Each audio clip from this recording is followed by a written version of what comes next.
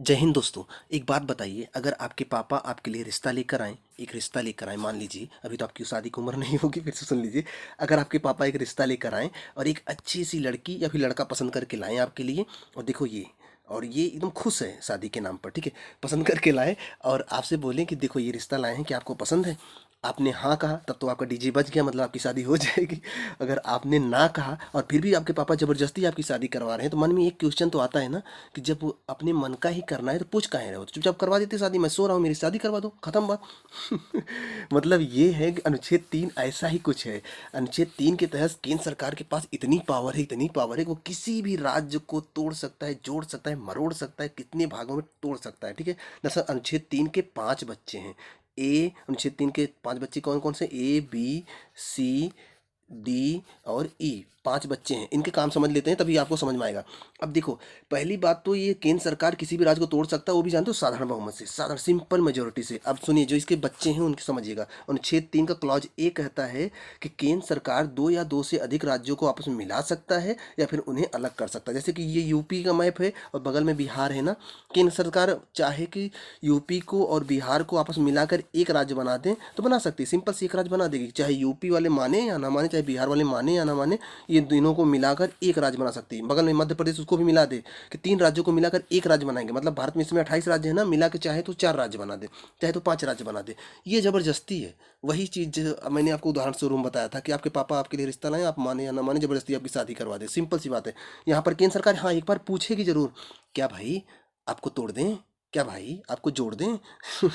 आप हाँ कहो या ना कहो, वो किसी भी राज्य को आपस में जोड़ सकती है, किसी भी राज्य को आपस में तोड़ सकती है। ये अनुच्छेद 3 का जो ए वाला बेटा है, क्लॉज ए है, वो ये बात कहता है। बात क्लियर?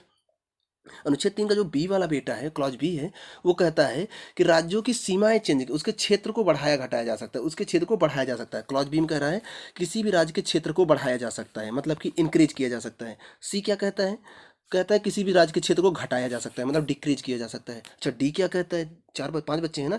डी कहता है किसी राज्य की सीमा चेंज की जा सकती है, जैसे कि यूपी का मैप मैंने अभी बनाया था, ऐसे बनता है ऐसे। अब सीमा चेंज करके चाहे तो इसे सिंपल सा सीधा सीधा चौकोर कर दे, ठीक है, सीमाएं चेंज कर सकता है, ठीक है, डी कहता है। और जो इसका लास्ट वाला बेटा ई है, वो क्या कहता है कि राज्यों का नाम भी चेंज कर सकता है। कौन करेगा नाम, राज्य का नाम चेंज?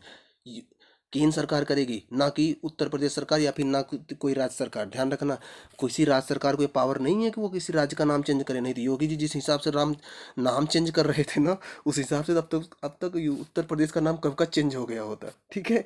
तो ये पावर केंद्र सरकार के पास है, वो किसी भी राज्य का नाम चेंज कर सकती है, ठीक है, वो भी कैसे? साधारण बहुमत से। बात क्लियर है ना, कि ये 5 बेटे हैं, सबका काम बता दिया क्या क्या करते हैं। और कुछ चीज़ और बता देता हूँ, अगर जैसे नया राज्य बनाना होगा ना, तो इसके लिए केंद्र सरकार क्या करेगी? राष्ट्रपति से एक सिफारिश जारी करवाएगी, राष्ट्रपति सिफारिश जारी करेगा और उस पर मंजूरी देगा, तो उसके बाद वो बिल आएगा यूपी, जैसे मान लो उत्तर प्रदेश को तोड़ना है ना, तो उत्तर प्रदेश सरकार के पास आएगा। उत्तर प्रदेश सरकार के पास एक बिल आएगा, उसमें लिखा रहेगा कि हम उत्तर प्रदेश को 2 भागों में तोड़ना चाहते हैं, पूर्वी यूपी, पश्चिमी यूपी, 2 राज्य बनाना चाहते हैं। योगी जी इस समय सीएम है, इनसे पूछा जाएगा क्या तोड़ दें? योगी जी हाँ बोलें या फिर योगी जी ना बोलें, कोई फर्क नहीं पड़ता, राज्यों को एक बार बता दिया जाता है कि हाँ भाई देख लो तोड़ने जा रहे हैं। उसके बाद ये चाहे तो केंद्र सरकार ये हाँ बोले ना बोले, कोई फर्क नहीं पड़ता, केंद्र सरकार इसको तोड़ देगी। लेकिन क्या होगा? वापस आएगी केंद्र सरकार के पास, इनके हाँ ना का कोई फर्क नहीं पड़ने वाला, वापस केंद्र सरकार के पास आएगी, यहाँ पर लोकसभा राज्यसभा में पास करवाएंगे साधारण बहुमत से। उसके बाद राष्ट्रपति जैसे ही साइन करेगा, वैसे यूपी सरकार 2 भागों में टूट जाएगी, 3 भागों में टूट जाएगी, 5 भागों में टूट जाएगी। इस तरह से किसी राज्य को तोड़ा जा सकता है, जोड़ा जा सकता है, मरोड़ा जा सकता है, सीमा चेंज किया जा सकता है, नाम चेंज किया जा सकता है, कुछ भी कर सकते हैं। अनुच्छेद 3 बहुत पावरफुल है, बहुत पावरफुल है। समझ में आया होगा? कैसा लगा वीडियो जरूर बताया करो, अपना तो थोड़ा थोड़ा सा अपना रेफरेंस जरूर दिया करो, ठीक है। मिलते हैं नेक्स्ट अनुच्छेद पे, अनुच्छेद 4 पे। तब तक पढ़ते रहें, खुश रहें, मस्त रहें।